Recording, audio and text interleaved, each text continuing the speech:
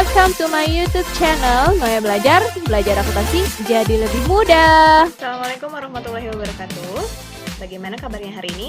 Semoga kalian dalam keadaan sehat ya, dan tetap di rumah aja. Pada mata pelajaran hari ini, yaitu produk kreatif dan kewirausahaan, kita akan membahas mengenai analisis break-even point atau biasa kita sebut dengan BEP. Pada analisis break-even point ini, kita akan bahas mengenai apa sih pengertian dari BEP, kemudian konsep BEP, serta komponen penghitungan dasar, dan metode penghitungan BEP itu sendiri. Itu kita akan bahas pengertian BEP. BEP atau break-even point adalah titik di mana pendapatan sama dengan modal yang dikeluarkan. Tidak terjadi kerugian atau keuntungan. Total keuntungan dan kerugian ada pada posisi 0 titik break-even point, yang artinya pada titik ini perusahaan tidak mengalami kerugian atau mendapatkan keuntungan. Hal tersebut dapat terjadi bila perusahaan dalam operasinya menggunakan biaya tetap, dan volume penjualan hanya cukup untuk menutup biaya tetap dan biaya variabel. Apabila penjualan hanya cukup untuk menutup biaya variabel dan sebagian biaya tetap, maka perusahaan menderita kerugian. Sebaliknya, akan memperoleh keuntungan bila penjualan melebihi biaya variabel dan biaya tetap yang harus dikeluarkan. Konsep BEP. Penghitungan dan penutupan BEP tergantung pada konsep-konsep yang mendasari atau asumsi yang digunakan di dalamnya. Menurut Susan Irawati dalam bukunya Manajemen Keuangan, asumsi dasar yang digunakan dalam BEP adalah sebagai berikut.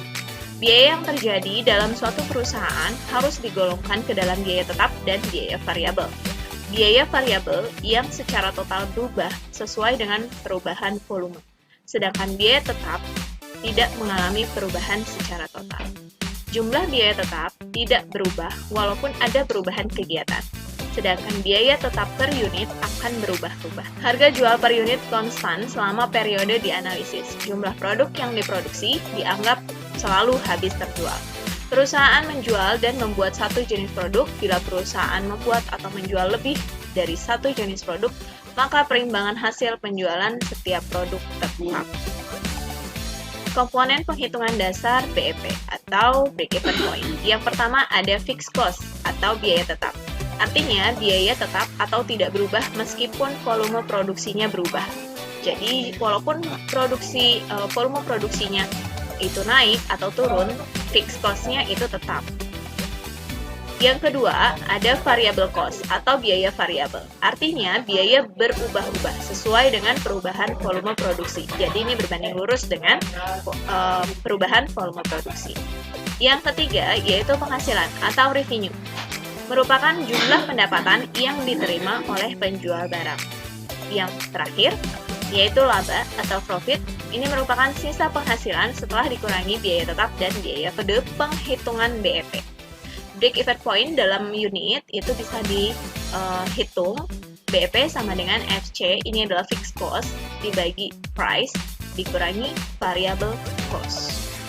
BEP sama dengan biaya tetap, dibagi harga jual per unit, dikurangi biaya variabel per unit.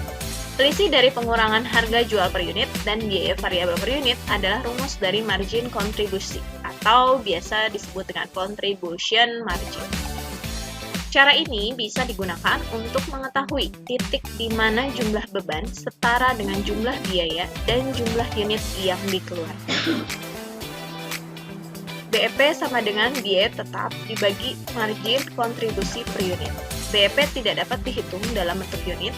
Jika Anda sudah mengetahui berapa banyak minimal unit yang harus dijual untuk menutup biaya produksi, kalian dapat mengalihkannya dengan biaya per break-even point dalam rupiah atau BEP dalam bentuk mata uang dapat dihitung fixed cost dibagi 1 dikurang variable cost dibagi sales volume. BEP dalam bentuk mata uang sama dengan harga jual per unit dikali BEP per unit. Setelah mengetahui rumus perhitungan BEP, kalian juga harus mengetahui margin contribution atau margin kontribusi. Margin kontribusi dapat mengetahui beberapa keuntungan dari suatu produk yang berhasil dijual dengan mengukur efek dari sales terhadap keuntungan. Atau margin kontribusi bisa dihitung dengan total sales dikurangi dengan biaya variabel.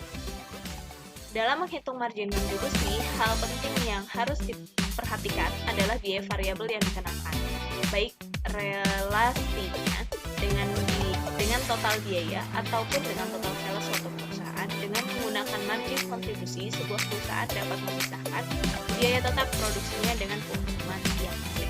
Dengan begitu, perusahaan mengetahui interval harga produk yang akan dijual. Seperti itu ya untuk metode penghitungan BEP.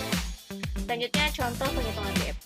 Nah, contoh penghitungan BEP ini juga sudah tersedia di dalam Google Classroom kalian. Tapi akan kita bahas juga di sini. Di sini ada contoh penghitungan BEP usaha pangan nabati dan hewani. Misalnya yang pertama adalah usaha burger. Di sini sudah ada juga bahan-bahan bakunya dan nominalnya. Di sini disebutkan bahwa usaha burger diketahui menghasilkan keuntungan bersih rata-rata 2 juta setiap bulan.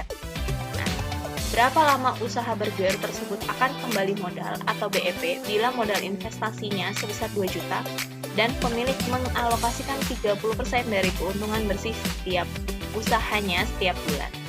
Bila usaha rata-rata untung bersih 2 juta rupiah, jumlah yang disisihkan adalah kita harus cari dulu jumlah yang disisihkan. Tadi 30% dikalikan 2 juta berarti 600.000. Nah, BEP usaha burger sama dengan total modal investasi. Jadi jumlah cicilan yang pengembaliannya 2 juta sama dengan 600.000. Jadi kita atau usaha burger ini akan berada di titik BEP kurang lebih dalam waktu 4 bulan. Bila cicilan pengembalian modal rutin dilakukan dengan nilai yang sama, maka modal investasi akan kembali modal pada bulan keempat. Bila penjualan usaha masih naik turun sesuai dengan hasil usaha saja. Bila kurang dari nilai awal yang ditetapkan, ya tidak apa-apa. Namanya juga usaha, kadang ramai, kadang sepi. Paling hanya sedikit mundur waktu untuk kembali modal dari target yang telah ditetapkan. Contoh yang kedua, ada usaha bakso. Nah, di sini juga sudah tersedia, dia dapat memproduksi 23.100 butir bakso dengan komponen. Ini udah ada komponennya juga. Nah, warung bakso ini dapat menjual 4.620 porsi dalam sebulan dengan harga jual 10.000 per porsi. Sehingga pendapatan yang diperoleh dalam 1 bulan yaitu 46.200.000. Nah, rinciannya juga sudah ada. Ini kita akan menghitung. Pertama, biaya dalam hubungan dengan volume kegiatan, biaya variabel dan biaya tetap. Pertama, biaya bahan bakunya, yaitu biaya variabelnya 29.359. Kemudian BTKTL termasuk dalam biaya tetap sebesar 1.500.000. Biaya penolong 5.825.000, biaya listrik 450.000 yang termasuk dalam biaya variabel, dan biaya tetap atau abonemennya sebesar 50.000. Biaya penyusutan perlengkapan 17.300, biaya penyusutan peralatan 33.333, dan sewa toko sebesar 1 juta. Dapat dihitung biaya variabel dan biaya tetapnya. Biaya variabel per unit dihitung tadi 35.633 dibagi 4.620 porsi. Jadi kurang lebih biaya variabelnya itu sebesar 7.713. Di sini kita menggunakan pendekatan persamaan BEP per unit. Penjualan BEP sama dengan biaya tetap ditambah biaya variabel ditambah laba. Y sama dengan A plus BX plus B. Nah, ini price-nya 10.000. Ini tadi dapatnya dari yang di atas, biaya tetapnya. Kemudian biaya variabel per unitnya ditambah labanya kita asumsikan 0. Sehingga dapat diartikan bahwa X sebesar 1.137 atau 1.137 porsi. Nah, sedangkan BEP dalam hitungan rupiah kita asumsikan sebagai berikut. Price dikali X, price-nya tadi 10.000 dikali 1.137 porsi berarti sekitar 11.300.000 70.232. Bukan hasil pembulatan. Jadi BEP ini bisa dihitung per unit atau nominal atau rupiah. Untuk penghitungan BEP itu sudah saya berikan contohnya juga. Pengertian dari BEP, kemudian komponen dalam BEP, kemudian juga penghitungan BEP dan contoh penghitungan BEP. Hari ini kita cukupkan sampai di sini dulu ya. Sampai ketemu lagi di pertemuan yang akan datang. Jangan lupa untuk melakukan absensi online. Tetap semangat belajar di rumahnya. Assalamualaikum warahmatullahi wabarakatuh. Sampai ketemu lagi di video pembelajaran selanjutnya.